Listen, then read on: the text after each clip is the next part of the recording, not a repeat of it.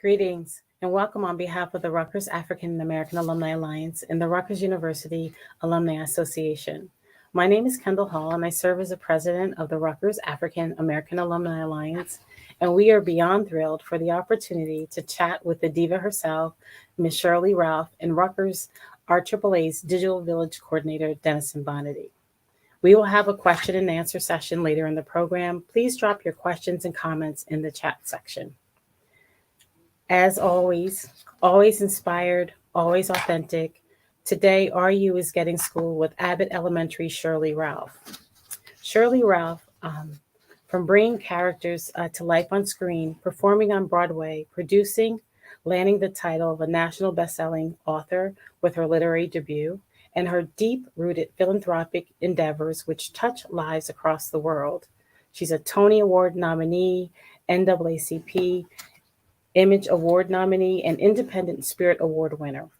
Sheryl Lee Ralph has become a staple in the entertainment industry with an acclaimed career spanning over 3 decades. Ms. Ralph can currently be seen starring on ABC's highly acclaimed comedy series, Abbott Elementary, opposite Quinta Brunson. In this laugh out loud workplace comedy, Abbott Elementary follows a group of teachers brought together in a Philadelphia public school simply because they love teaching. They rely on one another to make it through the day and to find a way to counteract the school district's indifferent attitude toward educating children. Ms. Ralph shines as Barbara, a longtime and respected teacher. Abbott Elementary made its debut on December the 7th, 2021, and new episodes launched in January 2022. Sheryl Lee Ralph brings characters to life on screen, performing on Broadway, producing, landing the title of national best-selling author with her literary debut, and her deep-rooted philanthropic endeavors, which touches lives across the world. Oh my goodness, I wrote this down. Elementary, excuse me. Oh my goodness. We're going to go to Denniston Bonadie. And before we do that, I just want to thank Sheryl Lee Ralph on behalf of the Rutgers African-American Alumni Alliance for her support in joining us to build the Paul Robeson Plaza campaign with the class of 1971. She holds a paver she's an Oval of Honor paver contributor, and the Rutgers African-American Paul Robeson Plaza campaign was one of the most successful crowdfunding campaigns in Rutgers history. And we just want to thank her for saying yes to us, not just today, but yesterday. So Denniston, take it away. Hello, thank you, Kendall.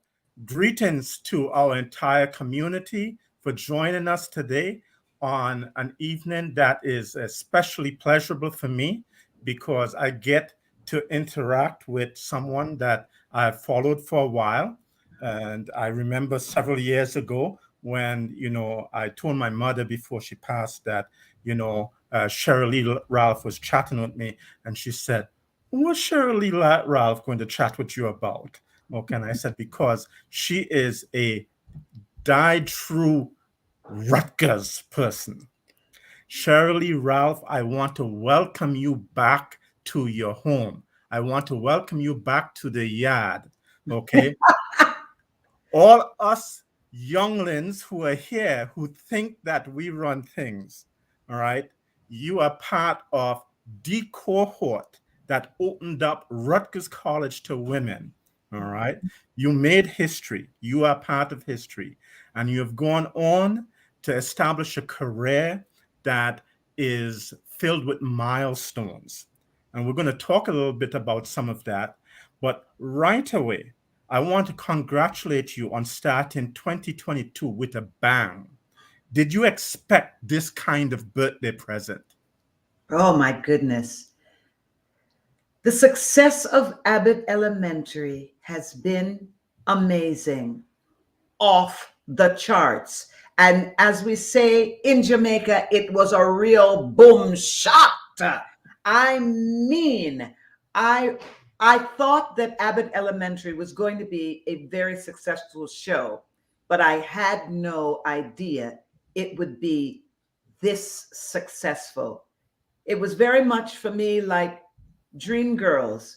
I knew that Dreamgirls was going to be a very successful musical. I had no idea that 40 years later, we would be written in the pages of Broadway theater history globally. I mean, this is just a wonderful experience that I'm experiencing with Abbott Elementary, and it feels good. Wonderful, wonderful. Now, we are going to talk about Abbott Elementary, definitely. I have had instructions from several students that they need some dish, okay? But first, we would like you to say something about the visit you recently made to the talk show. And it was for their opening Black History Month, and they decided to give you an opening. And you did something very special, which warms our hearts here at Rutgers. And I wanted you to talk a little bit about it, and especially the shout out you gave for one of our great graduates. Well, you know, Abbott Elementary raises up the importance of education for all children, especially those in America. And I come from a family of educators. My dad, an educator, my aunt, an educator, so many of them. And when it came to my choosing a college for my higher learning, I wanted a university, a college that in some way would represent me. I'd always had a great love of Paul Robeson. Always. I discovered Paul Robeson in the tiny little one-room library in Grand Avenue School on Long Island. And I remember reading about him and the fact that he was an actor, an orator, an athlete, an activist for his people. And this man graduated at the top of his class. And I said, I want to go to Rutgers. And I remember my father telling me, well, you can't go to Rutgers. You cannot go to the college he went to because they don't accept women. And I remember I was in 6th grade, I think, and I was so frustrated that this school did not accept women. The years pass by. And my dad, I'm in the 10th grade now, and my dad brings me this little piece of paper. It was probably in the New York Post or the New York Times. Let's choose the Times. And it said that Rutgers University was going to be accepting women. Rutgers College at Rutgers University. I was like, oh my God, this is like prayers answered for me. I accelerate. I skip a year in high school. I'm in the 11th grade now, and I apply. I applied for that first class of women to enter Rutgers University. And I get in.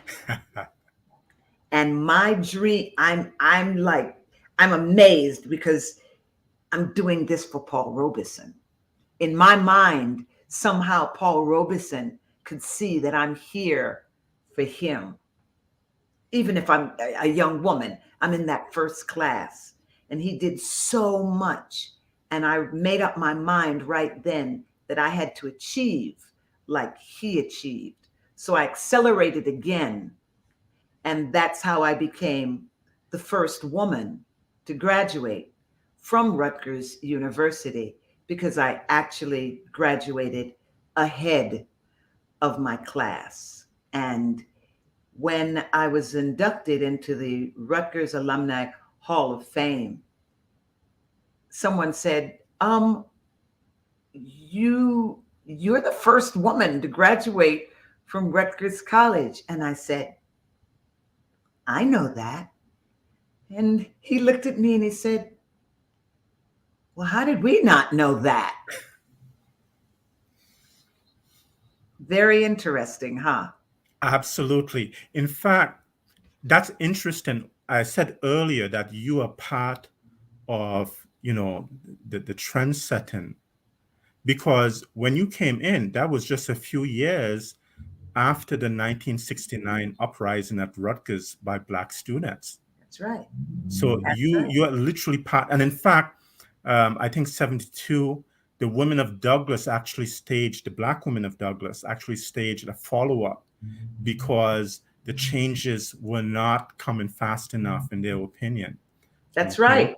So you were right there, okay? And wow, that must have been something else. It was really an amazing time because I'm very young.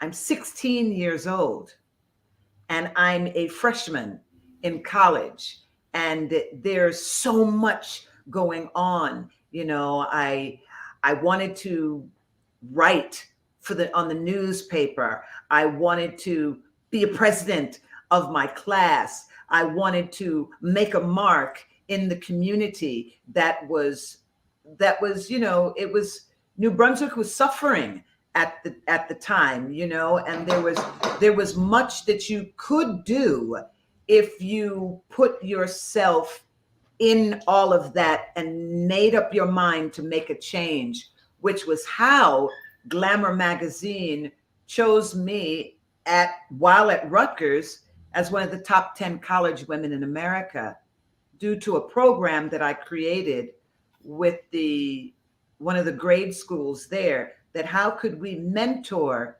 young women who were not that much younger than me to achieve, to be at a university that was just down the block that they were not even thinking about attending. Wow. So as a woman, my time at Rutgers, it just meant so much to me, taking meetings about how we move forward as young Black students with young Black men. How do we get more movement, about what you were talking about there. And that was, oh my God, the learning that went on there. But I started talking about this and forgot to answer your question. But when I did the talk and I sat there and I looked over at Ms. Morales and I said, wait a minute, this is a great moment in education.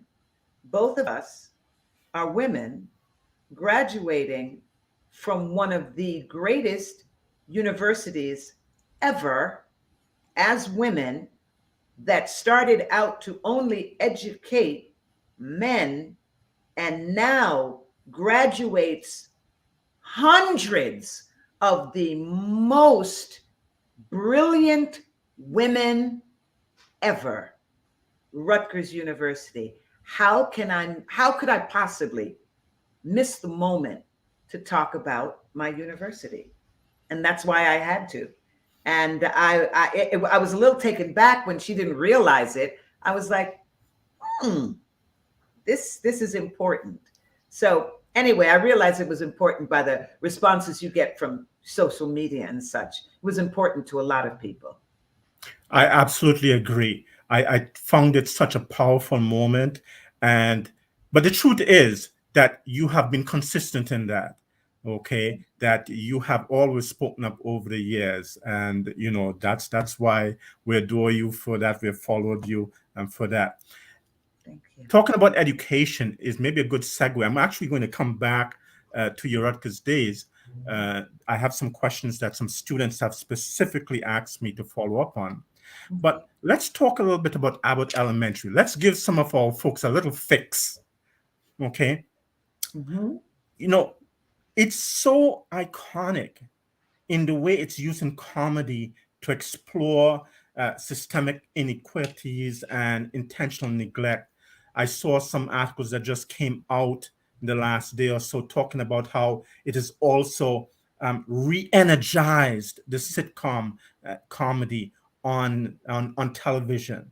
Okay, how did you get involved in this project? I have this. My father was a lifelong educator, but more than that, he told me he would always be a lifelong learner. He would be a student until the day he died. And my father instilled in me the need to encourage others, especially younger people. That very often we have gaps in generations because the effort is not made to reach back and connect with younger people. So I was asked to do a show called A Black Lady Sketch Show. Didn't have a lot of money. Didn't have all of the bells and whistles you usually get to do, shows, but it had a young Black female creator who to me showed a great deal of potential, being able to get her show on TV. And I said yes. And I said yes, and I met Quinta Brunson. And Quinta was there, but she spent a great deal of time just, what should I say? She spent a great deal of time just observing me. So it was so interesting when 18 months later, I get a call and she says, Miss Ralph, I have a new show and I have a role that is perfect for you. And I was like, wow, this young woman was really paying attention to me.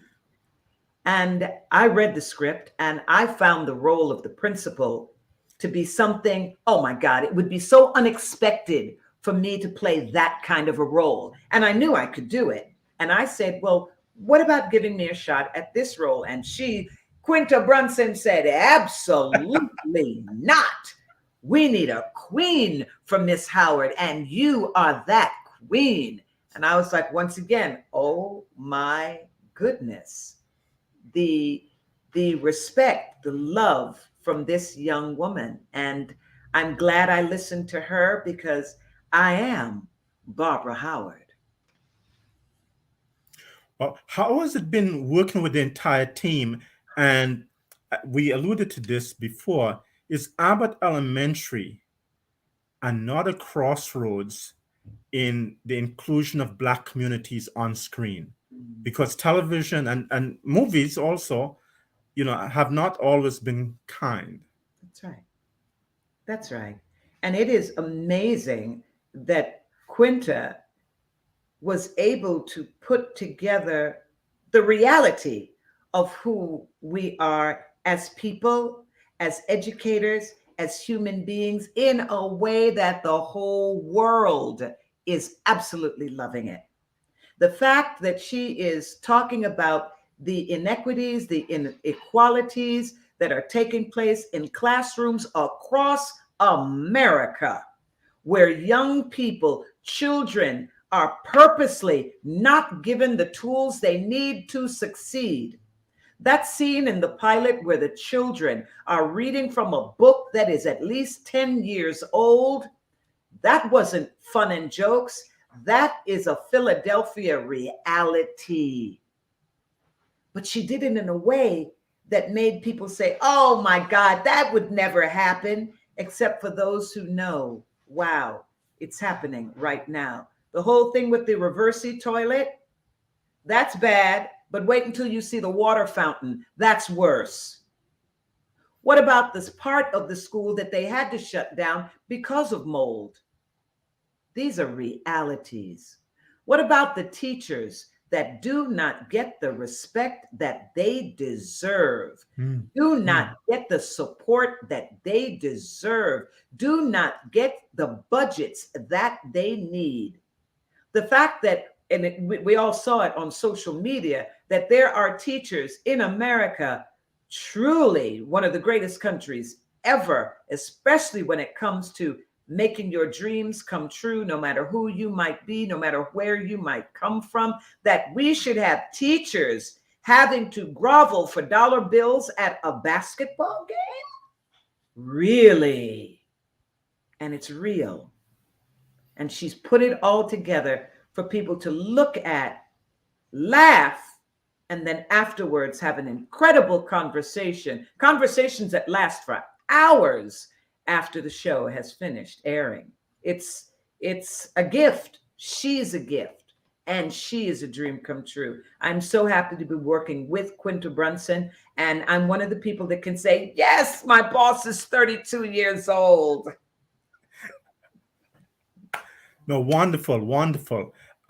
You know, what are you channeling for this Queen Bee? You know, I know you on Monisha. There was a principal there. I don't know if you're channeling some of her, or also, your husband is in Pennsylvania's 7th district as a senator. Is he giving you some feedback for some Philadelphia cred? You know something, the whole idea of Philadelphia cred, all I can say is I have been with this man 20 years now. We've been married 17 years, together 20 years. I live part-time in Philadelphia, but somehow it's disjointed with people. They can see me there in Philadelphia, but they still ask me all of these years later, what are you doing here? And I still always have to say, well, I'm married to Senator Vincent Hughes of West Philadelphia, the original Fresh Prince of Philadelphia. And they're like, really? And I'm like, yeah, really? So, I guess, I don't know, however you earn your cred, you earn your cred. But believe it or not, all those years at Rutgers, do you know I never went to Philadelphia? Never went to Philadelphia. Don't ask me why. I just never went to Philadelphia. So everybody always asks, well, why is it you never went to Philadelphia? And I think I never went to Philadelphia because I was always going to New York. I was always trying to make that transition through the tunnels and across the bridge. Yeah, absolutely, absolutely. So I'm going to drop a little hint here. So we got to have a visit with some of our student leaders to visit you and the senator sometime, right? Oh, hey, I would love that. That would be great. Okay. We've got the Camden campus that's close to Philadelphia. Yeah. So, we could make that happen. That would be great. Okay. Now, you mentioned, getting across, to New York, etc. This past December marks 40 years that you starred on Broadway in Dreamgirls, and looking at where you are now in Abbott Elementary, can you say something about what has changed the most for Black actresses? Or are we still in the process of beginning to change? Something that's interesting. Last week, I was on the cover of the Hollywood Reporter, and it was a beautiful cover. And it was, it talked about Black famous, how it can be very possible to be very well known to a Black audience, but not as well known to the general audience, the white audience, or the other audience. And as long as those questions are still being asked, as long as that is the cover story, there is still quite a bit of work to be done. But I want to tell you a story about me and Dreamgirls that has a lot to do with Rutgers.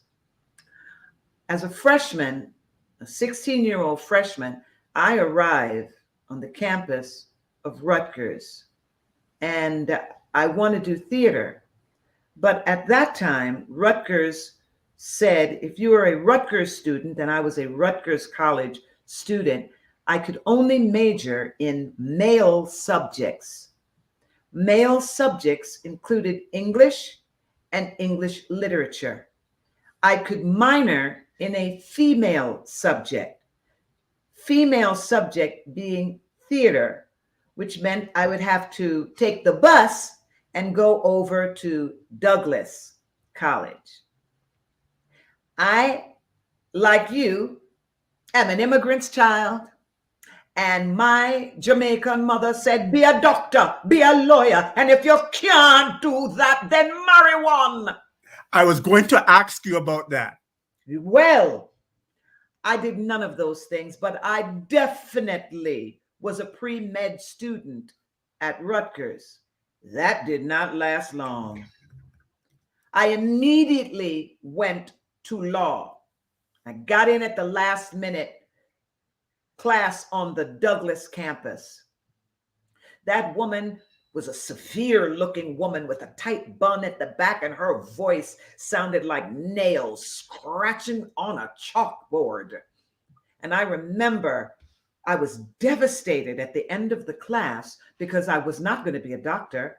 I was not going to be a lawyer. What was going to happen to me because my mother was going to kill me? I got lost on the campus, on the Douglas campus. I took a turn, and at the end of the road, there was a theater. It was called the Little Theater. Yes. It had a sign that said auditions today. I was the first runner-up in the Miss Black Teenage America pageant. I had about $9,000 in scholarship money that my father was so happy with that was paid to the university. Believe it or not, that could pay a whole lot of education at the time. Yes. And I walked in, and there's a very gruff man sitting there with a pipe and a billow of smoke around his head. That was Dr. John Bettenbender. And he let me audition. And he asked me, well, who are you? Who are you? And I said, I'm Sheryl Lee Ralph.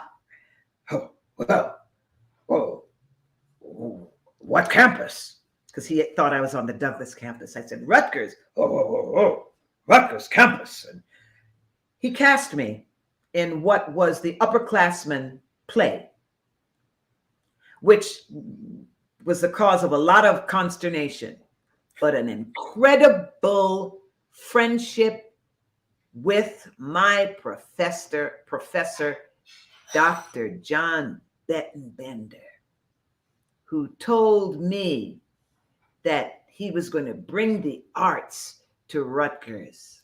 And I had to be in that first class. It turned out to be Mason Gross. He passed away before Mason Gross actually came to be, but it was his dream. And in those first classes, I said, Dr. Bettenbender, I'm going to graduate. He was so sad when I graduated early because I skipped again, and I'm now 19 and I graduate from Rutgers. He is so sorry to see me leave. And I said, Dr. Bettenbender, I'm going to Broadway. 19, 20, 21, 22, 23, 24, 5 years later, I'm making my Broadway debut, and sitting right there in the audience was Dr. John Bettenbender. And he could not have been more proud of me. He was very sorry that he tried to get me not to pursue my dream, but he was very happy that I was a stubborn, hard-headed little girl who said, I'm going to Broadway. And that I actually got there as a Rutgers Fine Arts student. And now we celebrate 40 years this past year of Dreamgirls debut on Broadway. And at that same time, I was also a producer of the show across the street called Thoughts of a Colored Man. And I just said, Dr. Bettenbender, I hope you're seeing all of this from where you sit. So I thank Rutgers for so many wonderful things in my life. Wow, that's powerful. And I'm glad you talked about the expectation of a doctor or a lawyer or now an engineer, because that's actually a specific question my students asked me, because we have a lot of continental African, Caribbean, and even the African-American students who are now coming into places like Rutgers, New Brunswick, have their family expectations. Yes. So can you talk a little bit about how did you manage that with your mom? And maybe talk a little bit about her, because over and over again, you've mentioned the important role of your mother in your life. Mm-hmm. I was very blessed with two amazing parents who loved me. They supported me. They encouraged me. My education was a gift to me from my parents. I remember my father saying to me, "You will leave that university without debt."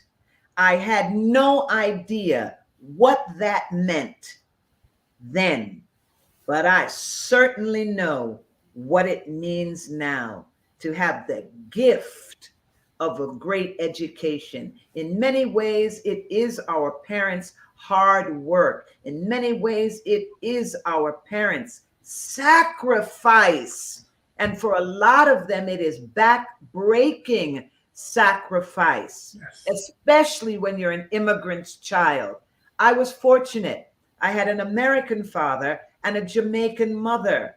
So when my mother said, "You're not going to waste our hard-earned money with all of those fake and phony showbiz people," my father was there to say, "You come into this life with your mother, but you leave this life alone.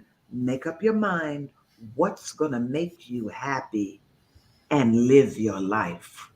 And that encouraged me in ways I can never, ever truly explain, because it freed me to do what was going to truly make me happy, what was going to fulfill me in my life. And I have always made it part of my life to do me very well, to encourage me very well, to empower me very well, to raise me up very well. And in doing so for myself, I have been able to do it for other people because I'm happy, because I'm living my life. I'm giving it all I have, and I'm able to share it with others. That was my parents. To a lot of us, we don't get that, because your mother is going to tell you who you're going to marry, what kind of a man you're going to marry, what he must do, and what you must add to it. Why? Because it is expected of you. We must look at you and be proud of you. There are a lot of young people who will suffer under the weight of what is expected Yes. of them. And I was fortunate because I had a parent who expected me to be happy, because that in itself would be an incredible achievement, because many, many people are very good at one thing, and it's making sure that everybody is as unhappy as they are. So true. So true. And I do want to say that your technique works because you being happy really does allow you to share happiness.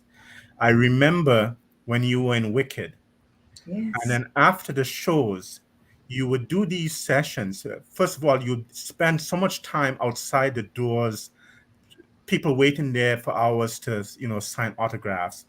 And then you would just chat with them. And then you would also have these conversations, well, to us, your fans, walking back and forth to the show, going back, you were several blocks away. And you would know all these people along the way that you would shout out and chat. Okay. So community is obviously always important for you. And, let give us a little insight about what do you draw from the community, because you support a lot of people, you promote them, and you also, I mean, you promote family also. I've been instructed to ask you about this kaftan that makes you look like a true royal that you posted, so you have to say something to save me, okay, from an interrogation afterwards. But Well, my mother was a great designer in Jamaica. She was a great designer in menswear. It was called the House of Ivy. And she, being a good West Indian woman, she said, "Hold on, our men, they're sweating in these jackets and these ties." And she created something called the Kariba, which we now know as a bush jacket or sometimes a Cuban shirt. And she did them out of fine fabrics that were linens, cottons that were well tolerated. And in my childhood, great leaders from across the world would come to my mother's atelier. She's since passed away, and my daughter's taken up the mantle, and she has taken on the House of Ivy on Instagram and Twitter. And she's now doing what my mother made famous on the island, these caftans. And she started to make them in Jamaica with beadwork and styling and all of that she does in Jamaica to, respect the legacy of my mom. So tell them I'm glad they're seeing the House of Ivy and Ivy Coco 23, and that's what she's talking about. So I thank her. Okay. Now, you are in an industry that unfortunately is renowned for placing people in boxes due to age, race, body type, etc. Yet you find a way to navigate this. How are you doing it? How do you get through it all? I think in many ways I have been blessed with what to say. I've been blessed with longevity. There's also a saying that says, what, black don't crack. And I, for whatever reason, have been aging the Benjamin Button way, sort of backwards, which has served me very well. I am very conscious of things like weight and all of that. So I have probably gained for every 10 years of my life, only 5 pounds so that I can keep myself steady. I try to, with all the things that come at us in life, I try to pay attention to my health and well-being, and that can be a challenge. I do not exercise as much as I should. I don't drink as much water as I should, but I try. I do make the effort. When it comes to what other people think of me, I try to make sure that it's not a whole lot of my business. I do not make what other people think about me my business. I try to drink my water, sip my own tea, and mind my own business and keep moving forward. All of that other stuff is a distraction. People ask me, how did you graduate college in 3 years? I did the work. I found out what the formula was. I knew the algorithm. I followed it. I graduated near the top of my class. If I did it, anybody can do it. But you got to be willing to do the work. In terms of racism, I have done everything I can to continue to write, produce, direct, respect the image of Black people, especially Black women. I continue to contribute, doing my best always. I've aged well, a child of the 60s. I've dealt with racism well, and I'm just moving forward. I'm aware of all of these things, but I cannot let them be the stone that brings me down. I must, like we hear it all the time, rise. I must rise. Even if I've got to be a phoenix out of the dust and the fire, I must rise. Thank you. That's powerful. We have a Q&A session coming up in the last part of the program, but I really do want to have you comment a little bit about something that you have made a powerful part of your legacy. Last December also marked the 40th anniversary of AIDS in America. You created an organization, the Diva Foundation, that was at the forefront, especially for Hollywood, in challenging the stereotypes and providing support for those dealing with HIV and AIDS. what has it been like to be in the midst of this COVID epidemic? And, what are the lessons you would hope that people would have learned from the experience with the AIDS epidemic?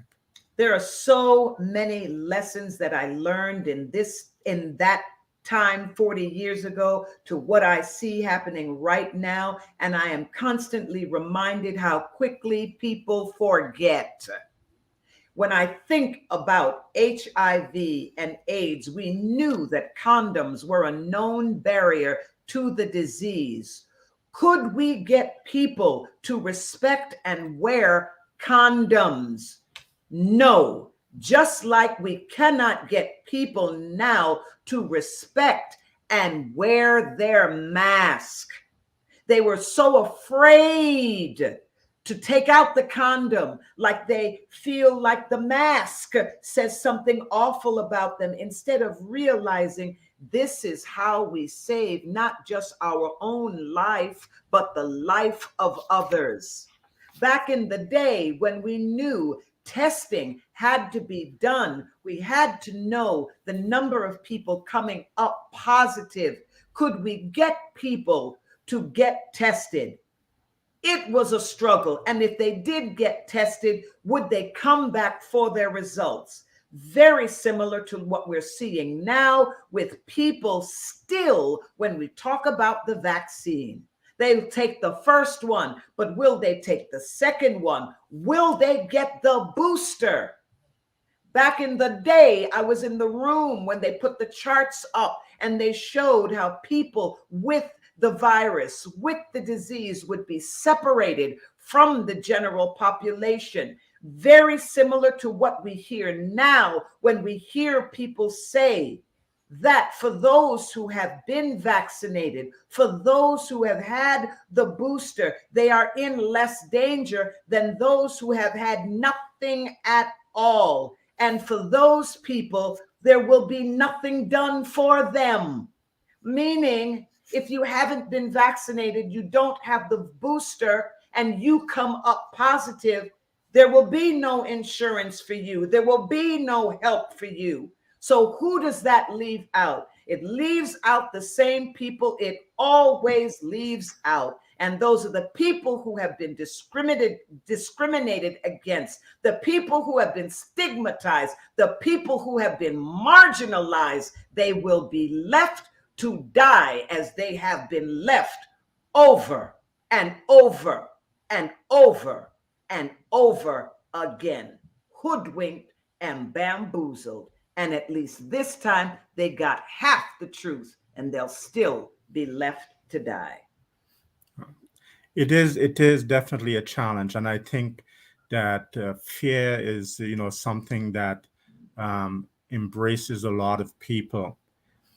Wrapping up before we go into the Q&A,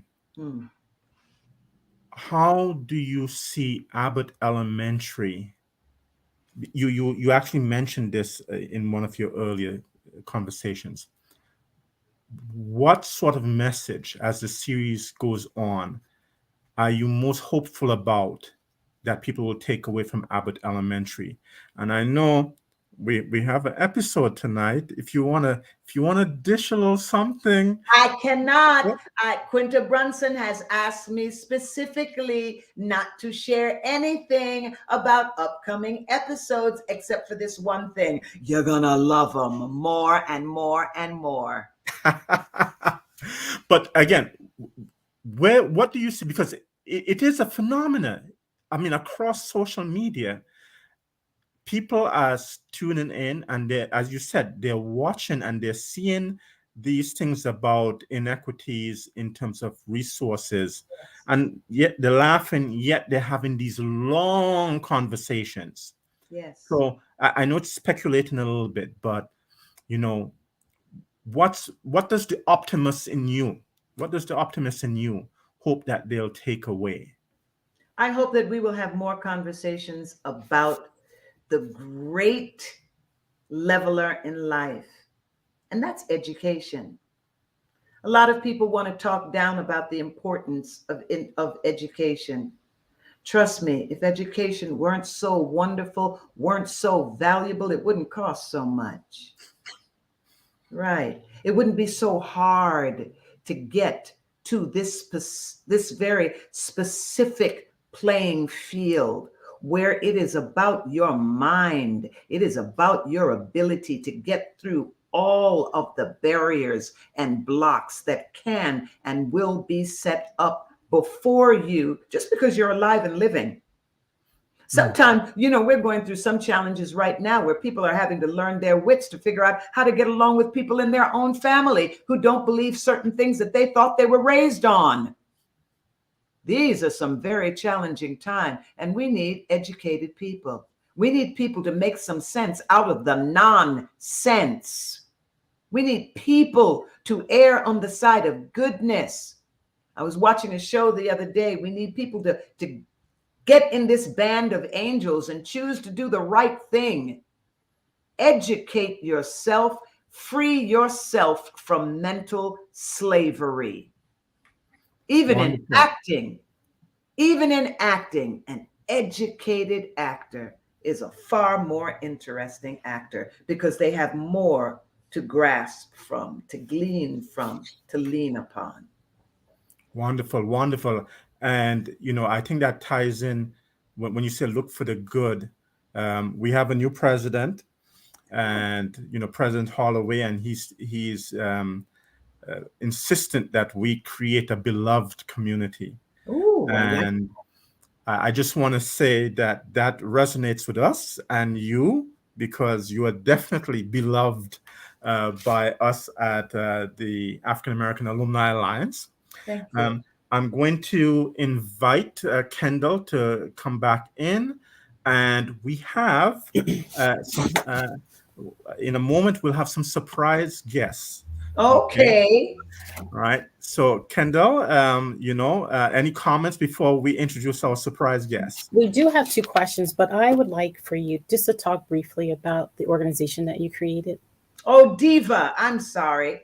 Diva Foundation. I created that divinely inspired, victoriously alive as an original company member of Dreamgirls on Broadway. It was very difficult to see my friends suffer and die from this mysterious disease that 40 years ago had no name. It was just called GRID.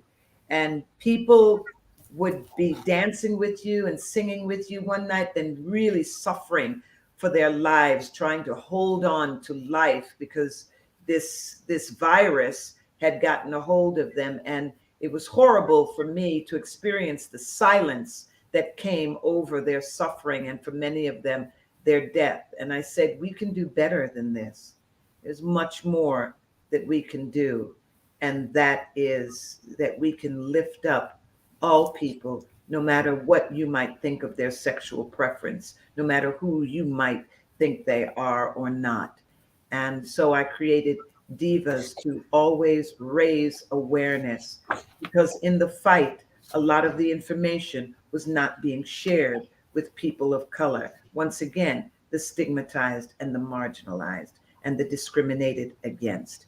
And so we've been doing this work for now some 30 years, and it's been some of the best work of my life. Awesome. Okay.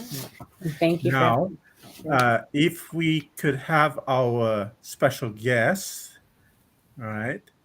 Hi, Hello. I'll let you introduce yourselves and tell her who you're representing. Well, I guess she knows. Oh my goodness. I am so nervous right now, but hello, Soror. How are you? I'm wonderful, Soror. 13 is a very lucky number. It is indeed. My name is Chloe Tyner, and I was initiated fall 19 to design new chapter here at Rutgers, New Brunswick. And I'm Chanel Myers. I was initiating Spring 21 here at Rutgers, New Brunswick as well. You know, when I was there, we didn't have Deltas on campus. I know. They came 4 years later in 1979. I know. Wow. I know. You know, you're always graduating early. So. But this is so exciting. Oh my goodness. I am such a big fan. Me and my family, we watch Abbott every single Tuesday. So Thank you. we are really, really looking forward to tonight's episode, as always. Thank you. My sister would be to kill me if I didn't ask, you know, out of all of like your roles that you've done, which one do you resonate with the most closely? You know something? All of the roles that I've ever done, they literally somehow come to me. So if I were to talk to you about Dream Girls, I will always be Dina Jones. Always be Dina Jones. If I were to talk to you about Sister Act 2, I will always be that mother saying, are you singing? Do you want to be singing your shoulda, coulda, wouldas? You know, if I were to talk about Moesha, I would say, Moesha, Moesha, Moesha. Now, you know, we expect better from you. We expect more from you. You know, if I were to talk to you about Mrs. Howard, wow, there is a little bit of me in all of these characters, and I really do love them all. But if I had to pick a favorite, in many ways, I'd have to say, as much as I love Barbara Howard, I love Barbara Hanley, my very first film, and I adore Dina Jones. Oh my goodness, I love it. Go ahead. I'm so excited. I did not know you were Jamaican, but now that I know, we have another thing in common. Born and raised in St. Catherine, Jamaica. Oh, country girl. All right. Yes. Yeah, and I have a quick question for you. I just like to hear what it felt like for you when you realized your work, your dedication to our Black community and the world was being honored by our lovely sisterhood, Delta Sigma Theta sorority. First of all, everybody, all the women in my family, they're Deltas, right? Auntie Carolyn, Kit, Rosebud, they're all Deltas. So I knew that if I was going to be anything, I was going to be a Delta. But I was always courted by another sorority. But I knew that if I did that, my aunt was going to kill me. And the day that I got my letter asking me to join Delta Sigma Theta as an honorary soror, I was shooting in Canada, and it was like a movie. I opened this big window and I said, I'm gonna be a Delta! Yes.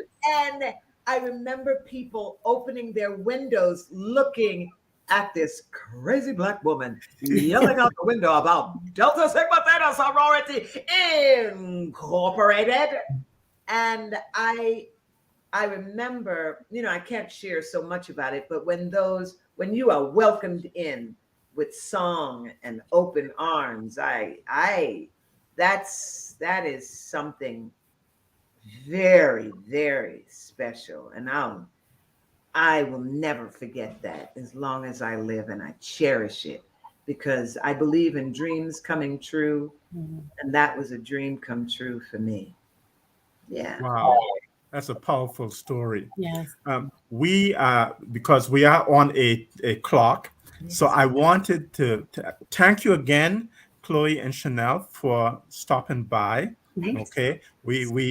I said that, you know, we wanted to surprise our guests. You know, she doesn't get to be the only one to, you know, get these surprises. Thank you so much.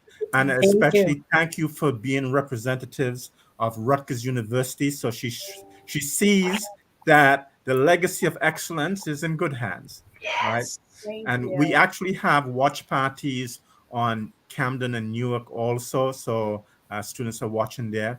But now, Kendall, do we have some questions from?